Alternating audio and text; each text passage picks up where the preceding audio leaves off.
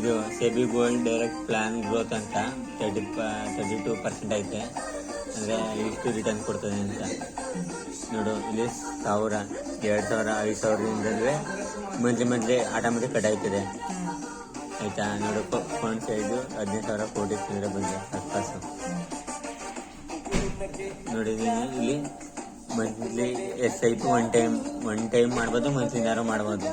ನಾವು ಮಂತ್ಲಿ ಅದು ಸೈಜು 7,500, 1,000, 1,500 ಇಲ್ಲಿ ಕೊಟ್ಟರೆ ಇಲ್ಲಿ ಸೈಜು ತೋರಿಸ್ತದೆ. 22,000 ಆ ಥರ ಐತೆ. ಒಂದು 6,000 ಹಾಕೋಣ.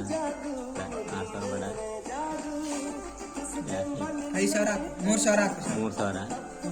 3,000 ಹಾಕಿದ್ರೆ 1 ಇಯರ್ಗೆ 36,000 ಕಟ್ಟಾಯ್ತದೆ.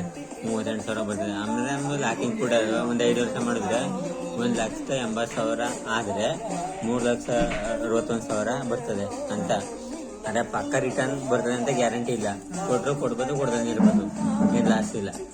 ಇದೇ ನಾವು 3,000, 5,000 ಮಾಡಿದ್ರೆ ಎಷ್ಟೈತೆ ನೋಡು. 1 ವರ್ಷಕ್ಕೆ 66,000 ಆಯ್ತದೆ. 1 ವರ್ಷಕ್ಕೆ 66,000 ಐತೆ. 70,000 ಇರ್ಬೇಕು.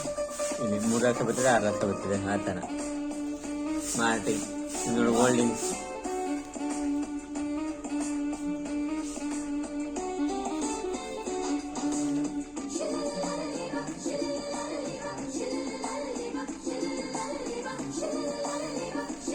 ನೋಡು. ಗೋಲ್ಡ್ ಮೇಲೆ ಏನು ಇನ್ವೆಸ್ಟ್ ಮಾಡಿಲ್ಲ, ಮ್ಯೂಚುವಲ್ ಫಂಡ್ ಮೇಲೆ ಮತ್ತೆ ಡೈರೆಕ್ಟ್ ಸ್ಟಾಕ್ ಮೇಲೆ ಎಲ್ಲ ಇನ್ವೆಸ್ಟ್ ಮಾಡವ್ರೆ.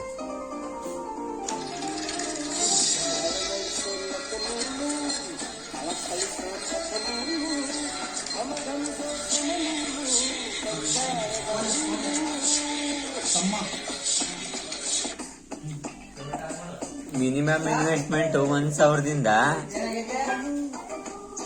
5,000 ಗಂಟ.